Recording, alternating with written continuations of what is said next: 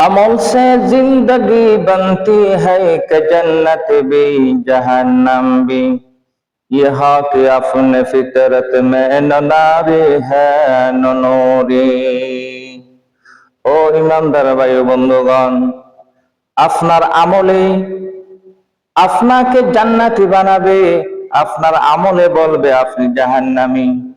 এই জন্য আমল ঠিক করুন, এমন আমল করুন যে আমলগুলো নবীজির সুন্নাহ মোতাবেক হয়, নবীজির তরিকা মতে হয়।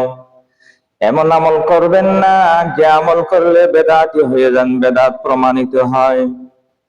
আল্লাহ না করুন এমন আমল করেছি যে আমল কারণে নবী রাজি হয় নাই, নবীর তরিকায় পড়ে নাই। কিয়ামতের ময়দানে হাউজে কাউসারে পানি পান করার জন্য যখন যাব, তখন আমাকে যদি একথা বলা হয়, সোহকান সোহকান লিমান গায়রা বাদি।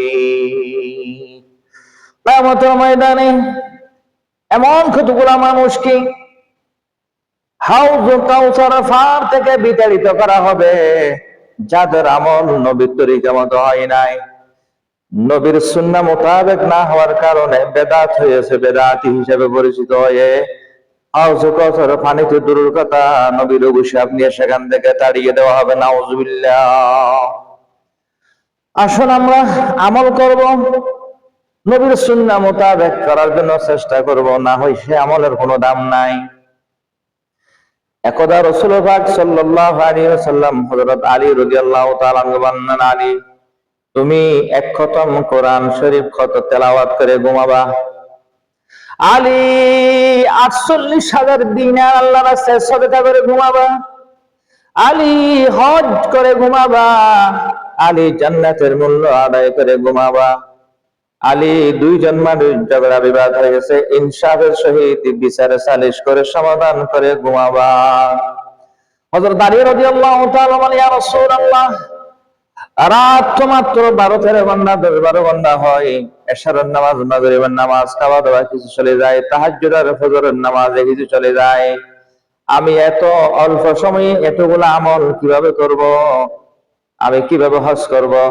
কিভাবে আমি জান্নাতের মূল্য আদায় করব? কিভাবে বিচার সালিশ করব? কিভাবে কোরআন তেলাওয়াত করব? অল্প সময় এগুলো তো সম্ভব নয়। আল্লাহর হাবিব বললেন, আলী তুমি যখন রাতের খাবার দাবার শেষ করে ঘুমানোর জন্য যাবে, তুমি সর্বপ্রথম সূরাতুল ফাতিহা আলহামদু শরীফ 4 বারে তেলাওয়াত করবে। আলী এখন তো আমাদের সময়টা মোবাইলে খেয়ে ফেলছে, আমল করার সুযোগ হয় না। ইউটিউব আর ফেসবুক এবং মোবাইলে আমাদের গুরুত্বপূর্ণ আমলগুলো ধ্বংস করে দিয়েছে। নাউজুবিল্লাহ। আল্লাহ হাবিব বলেছেন, আলী রে তুমি যখন ঘুমাতে যাবা, ঘুমের বিছানায় 4 বার আলহামদু শরীফ তেলাওয়াত করবে। 4 বার সূরা ফাতিহা তেলাওয়াত করলে 48,000 দিনার আল্লাহর রাস্তায় সদকা করলে যা সওয়াব হয়, সে আয়াত পরিমাণ সওয়াব তোমার আমলনামায় দেওয়া হবে। আলী তুমি যখন ঘুমাতে যাবা, 3 বার সূরাতুল ইখলাস শরীফ, কুল হুয়াল্লাহ শরীফ পাঠ করে ঘুমাবা। প্রত্যেক দিন রাতে তোমার আমলনামায় 1 খতম কোরআন তেলাওয়াতের সওয়াব জমা হবে। আলী রে তুমি যখন ঘুমাতে যাবা,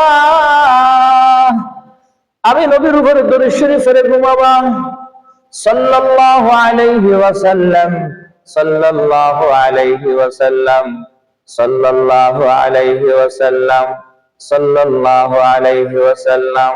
দরুদ শরীফ পড়ে ঘুমালে আল্লাহু আকবার, জান্নাতের মূল্য আদায় করার সওয়াব পাবে। মারা যাওয়ার পর জান্নাতের মালিকানা অটোমেটিক এসে যাবে। আলী তুমি যখন ঘুমাতে যাবা, 4 বার কালিমায়ে তামজিদ পড়বে, সুবহানাল্লাহি ওয়ালহামদুলিল্লাহি ওয়া লা ইলাহা ইল্লাল্লাহু ওয়াল্লাহু আকবার ওয়া লা হাওলা ওয়া লা কুওয়াতা ইল্লা বিল্লাহ। সুবহানাল্লাহি ওয়ালহামদুলিল্লাহি ওয়া লা ইলাহা ইল্লাল্লাহু ওয়াল্লাহু আকবার। কালিমায়ে তামজিদ 4 বার পড়ে ঘুমালে একটা কবুল হজের সওয়াব পাওয়া যাবে। আলহামদুলিল্লাহ। আলী তুমি যখন ঘুমার বিছানায় যাবে, 10 বার ইস্তিগফার পড়বে, আস্তাগফিরুল্লাহ রাব্বি মিন কুল্লি যামবি ওয়া আতুবু ইলাইহি লা হাওলা ওয়া লা কুওয়াতা ইল্লা বিল্লাহ। অথবা আস্তাগফিরুল্লাহাল্লাযী লা ইলাহা ইল্লা হুয়া আল হাইয়ুল কাইয়্যুম ওয়া আতুবু ইলাইহি। এই দুইটা যদি না জানেন, কমাস কম আস্তাগফিরুল্লাহ আস্তাগফিরুল্লাহ আস্তাগফিরুল্লাহ 10 বার করে ঘুমাবে, তুমি উভয়ের বিবাদ ইনসাফের সহিত বিচারে সালিশ সমাধান করলে যে সব, ওই পরিমাণ সব তুমি পেয়ে যাবা। এই আমল করে ঘুমাবা রাসূলুল্লাহ আলীকে ওসিয়ত নসিহত করেছেন। আর আমরা এই সময় এখন নাই, এক সময় ছিল। অধিকাংশ মানুষ এশারা করে মোবাইল নিয়ে ব্যস্ত হয়ে যায়, গুনায় লিপ্ত হয়ে যায়, এবং দোয়া কোথায়, কিভাবে ঘুমাচ্ছি, উজু কোথায়, কোন দিকে মাথা দিছি, কি আল্লাহকে স্মরণ করলাম, কি সুন্নত পালন করলাম, কোনো খবর নাই। শয়তান ইবলিস মোবাইলের মাধ্যমে সে আমল চিন্তাই করে নিয়ে গেছে উম্মত থেকে। আল্লাহ তাআলা সকলকে বুঝান, আমল করার তৌফিক দান করুক, আমিন।